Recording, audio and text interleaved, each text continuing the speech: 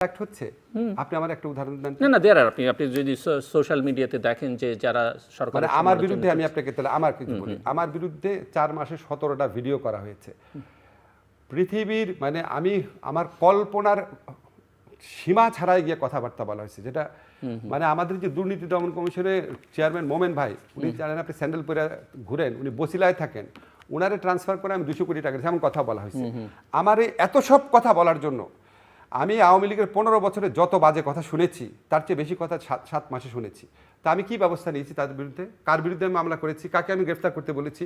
কাকে আমি হুমকি দিয়েছি? আপনি নেননি, যেমন আপনার সমালোচনা করলে আমি বুঝতে পারবো যে আপনি নিচ্ছেন কি নিচ্ছেন না। আপনি নিচ্ছেন না, কিন্তু এমন একটা গোষ্ঠী সমাজে তৈরি হয়েছে বা আছে, আমি আপনাকে বলি, এবং যেটা ধারণা যে আপনাদের আশ্রয়ে প্রশ্রয়ে আমি আপনাকে ধারণা, হ্যাঁ আমি আপনাকে বলি, আমি আপনাকে, এবং এই ধারণাটা তখন প্রতিষ্ঠিত হয় যখন মনে করা হয় যে এই যে নতুন রাজনৈতিক দল হলো বা যা হচ্ছে বা তাদের যে ন্যারেটিভস বা বয়ান সেগুলো সরকার কর্তৃক আশীর্বাদ পুষ্ট।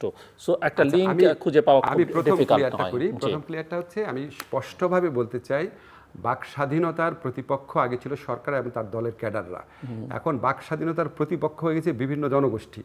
একদল আরেক দলকে বলে সে বেশি ধার্মিক, আরেক দল আরেক দলকে বলে ধর্মীয় উন্মাদনা আছে, তৌহিদে জনতা, আরেক দল আরেক দলকে বলে নাস্তিক, তারপর বলে ভারতের দালাল, এই পাকিস্তানের দালাল। এগুলি জনগণের বিভিন্ন অংশ।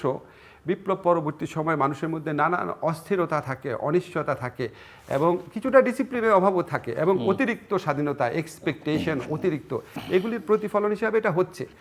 আপনি যেটা বলেন সরকারের কোনো মদদে বাক স্বাধীনতার পক্ষে যারা কথা বলে তাদের উপর আক্রমণ করা হচ্ছে কিনা, আমার কাছে এরকম কোনো তথ্য নাই। আপনি ধারণা করতে পারেন, ধারণা করার, এবং এই ধারণাটা কতজন মানুষ, এবং পলিটিক্সে পারসেপশন ম্যাটার করে, পারসেপশন তো আছে, পলিটিক্সে পারসেপশন ম্যাটার করে, কিন্তু ধরেন আমরা যখন এই সরকারে আসছি আমরা তো পলিটিক্স করছি না।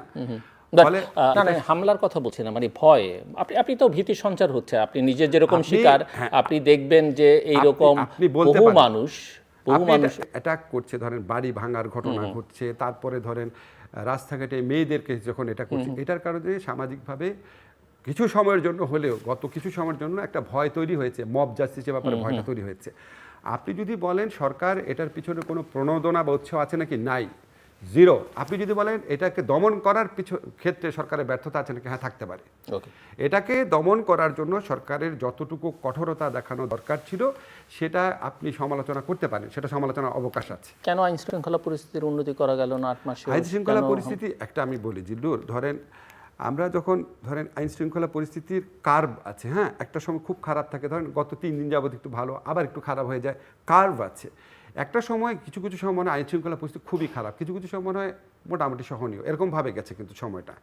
এখন আপনি যদি ঠিক বাংলাদেশে অপরাধের, আমি জানি এটা শুনতে মানে মনে হবে আমি ট্র্যাডিশনাল মন্ত্রীর মতো কথা বলছি, আপনি যদি অপরাধের স্ট্যাটিস্টিক্স দেখেন তাহলে আমাদের অপরাধ প্রবণতা বাড়ে নাই, কিছু ক্ষেত্রে বরং কমেছে। কিন্তু এখন হয়েছে কি, এখন আমাদের মধ্যে হয় কি যে এত রক্ত দিয়ে এত আত্মত্যাগ করে এরকম একটা সোসাইটিতে এখন কেন এটা হবে, এটা স্বাভাবিক প্রশ্ন, স্বাভাবিক মানুষের যন্ত্রণা, ফলে এটাকে বেশি অনুভূত হয়, এখন অসুখটা রোগটা বেশি অনুভূত হয়। আরেকটা হচ্ছে কেন তারপরেও আমরা প্রত্যাশিত মাত্রায় আইন শৃঙ্খলা পরিস্থিতি রাখতে পারি নাই, অনেক সময় পারি নাই। এটা কারণ কি জিল্লুর, বাংলাদেশে সবচেয়ে বেশি কোন প্রতিষ্ঠানটা রাজনীতিকরণ করা হয়েছে? পুলিশের করা হয়েছে না? ঘোষণা দিয়ে গোপালগঞ্জের পুলিশ, ছাত্রলীগের পুলিশ নেওয়া হয়েছে না? এখন আপনি ধরেন এই যে পুলিশ বাহিনী আছে, যারা ছাত্রলীগের পুলিশ, গোপালগঞ্জের পুলিশ, আওয়ামী লীগের লোকের আত্মীয় স্বজন, আওয়ামী লীগ দলের ক্যাডাররা, তারা রাতারাতি চেঞ্জ হয়ে যাবে সম্ভব? এটা 1 নম্বর সমস্যা। 2 নম্বর সমস্যা দেখেন, 15টা বছর একটা ফ্যাসিস্ট শক্তি ক্ষমতায় ছিল, পুলিশের আপার টায়ারে যত লোক দেখেন, আপার টায়ারের ধরেন 10%, তারা সবাই আওয়ামী লীগের লয়ালিস্ট ছিল। তো 10%কে সরায় যখন আপনি লোয়ার টায়ারে আনতে যান তখন দেখা যায় তারা 15 বছর যাবৎ বঞ্চিত, 20 বছর যাবৎ বঞ্চিত। তারা যত ভালো অফিসারই হোক, 15 বছর 20 বছর যাবৎ তারা ওএসডি বা চাকরিচ্যুত। তো তাদেরকে যখন আমি বড় পোস্টে বসাই, তার সাথে তো পুলিশের কোনো কানেকশন নাই, তাদের মধ্যে আবার অনেকে গোপালগঞ্জের পুলিশ, ছাত্রলীগের পুলিশ। সো মাঝে মাঝে আমি দেখি সবাই স্বরাষ্ট্রমন্ত্রীর সমালোচনা করেন, এটা যে কত টাফ। আমি আপনাকে বলি, আমাদের যত মন্ত্রণালয় আছে সবচেয়ে কঠিন কাজ হচ্ছে স্বরাষ্ট্র মন্ত্রণালয়, কারণ এই পুলিশ নিয়ে কাজ করতে হয়। এটা হলো মানে আমাদের ফাংশনাল কারণ। আরেকটা কারণ হচ্ছে কি, মানুষের মধ্যে হয় কি, আমরা ধরেন সাদত ভাইদের মুখে বিচিত্রা শুনতাম, দেশ স্বাধীন হওয়ার পর মানুষজন আনরুলি হয়ে গেছে, এ ওরে মারে, এ ওরে ধরে, হয়েছে তো এরকম ঘটনা। হ্যাঁ, এখন হয়েছে কি, আপনার এত বড় একটা ফ্যাসিস্ট শক্তির যারা পতন ঘটাইছে, তা বা ধরেন ক্ষোভটা মিটিয়েছে, ওদেরকে রাতারাতি আপনি খুব ডিসিপ্লিন করে ফেলতে পারেন না কিছু ক্ষেত্রে। সত্যি এটা সমস্যা হয়, আমাদের কষ্ট লাগে। আপনার কাছে আমি মুখ বড় করে বলতে পারবো না আইন শৃঙ্খলা রক্ষার ক্ষেত্রে আমরা প্রত্যাশিত সাফল্য দেখেছি না। মানুষের যে কষ্ট, মানুষের যে কমপ্লেন, মূল কমপ্লেন হচ্ছে আইন শৃঙ্খলা পরিস্থিতি নিয়ে। এবং এখানে আমাদের শুধু একটা কথাই বলতে চাই, আমাদের সর্বাত্মক প্রচেষ্টা আছে, কিন্তু আমরা একটা ধ্বংসস্তূপ করা প্রতিষ্ঠান নিয়ে কাজ করছি। আপনি আমি একটু আপনার কাছ থেকে বুঝতে চাই যে আপনি এটাকে বিপ্লব বলছিলেন কথা বলবার সময়, এটা বিপ্লব না অভ্যুত্থান, আপনি কি বলবেন? এটা সামথিং ইন বিটুইন, এটা অভ্যুত্থান না, এটা গণ অভ্যুত্থান অবশ্যই। এটা গণ অভ্যুত্থান যেটার মধ্যে বিপ্লবের এলিমেন্ট ছিল, কিন্তু বিপ্লব হয় নাই।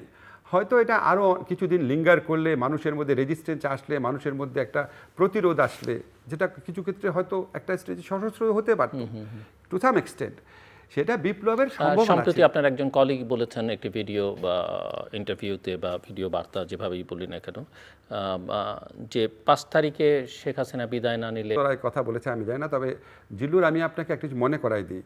এরশাদের বিরুদ্ধে আপনি সাক্ষী, আপনি আমি দুজনই সাংবাদিক ছিলাম। এরশাদের বিরুদ্ধে ছাত্রদল, জাসদ, তাদের যে লড়াইটা ছিল ওটার মধ্যে সশস্ত্র এলিমেন্ট ছিল না জিল্লু? সশস্ত্র এলিমেন্ট ছিল, ছিল কিন্তু না? আপনি যখন ঘোষণা দিয়ে বলেন, কেউ ঘোষণা দিয়ে তখন বলেনি যে আমরা সশস্ত্র না, লড়াই সেটা করব। বলে নাই, কিন্তু এখন যখন বলে যে আমাদের করে নেই, বাংলাদেশের সরকারগুলোর বিরুদ্ধে যে আন্দোলন হয়েছে সেখানে কোনো না কোনো মাত্রায় সশস্ত্র এলিমেন্ট ছিল সব, বিশেষ করে গণ অভ্যুত্থানে, এরশাদের বিরুদ্ধে গণ অভ্যুত্থানে। এখন এরশাদ 9 বছরে মেরেছে 40 জন মানুষ, জি। আর শেখ হাসিনার সরকার 2 সপ্তাহে মেরেছে কমপক্ষে 1000 মানুষ। কত বড় নির্মম হত্যাকারী, কত বড় নির্মম শক্তি! তো এইটা যদি আমাদের 5ই অগাস্টের পরে ধরেন সেনাবাহিনী যদি ছাত্র জনতার পক্ষে না দাঁড়াতো, তারা যদি সমানে জনগণকে মারা শুরু করতো, একটা স্টেজে তো অবশ্যই এদিকে যাওয়ার সম্ভাবনা ছিল। সো আপনি একটা ভালো প্রসঙ্গ তুলেছেন সেনাবাহিনীর প্রসঙ্গে, এবং শেখ হাসিনা পালিয়ে যাবার পরে সদরে যারা সেনাপ্রধানের সঙ্গে বৈঠকে ছিলেন, আপনি তার মধ্যে ছিলেন, এবং আমরা তখন সেনাপ্রধানের কণ্ঠে যেটা বোঝার চেষ্টা করেছে যে তিনি তখন অত্যন্ত গুরুত্ব দিয়েও আপনার কথা একাধিকবার বলেছেন। আমি একটু বুঝতে চাই যে তাদের মাইন্ডসেট তখন কেমন মনে হয়েছিল? আজকে সেনাবাহিনী সেনাপ্রধানকে নিয়ে প্রায় নিয়মিত অনেক ধরনের কথাবার্তা, এমনকি গণ অভ্যুত্থানের পক্ষে এটা কারো তুচ্ছতাচ্ছিল্য করা উচিত না। উনি কিন্তু করা হচ্ছে তো না, হচ্ছে, আমি উচিত না বলছি, হচ্ছে যারা, এটা তো ভাই সব জায়গায় তো মবক্রাসি চলতেছে। এখন আপনার এটা বুঝতে হবে যে উনি শেখ হাসিনার নিয়োজিত সেনা প্রধান ছিলেন, উনি শেখ হাসিনার আত্মীয় ছিলেন। উনি এরকম একটা সময়, এখন আপনার মানুষের অবদানকে ছোট করার জন্য নানান কথা বলা হয়, আপনার ক্ষেত্রে হয়, আমার ক্ষেত্রে হয়, যে যারে বলতেছে, সবাই সবার গালি দিচ্ছে, সবাই সবাইকে দোষ দিচ্ছে।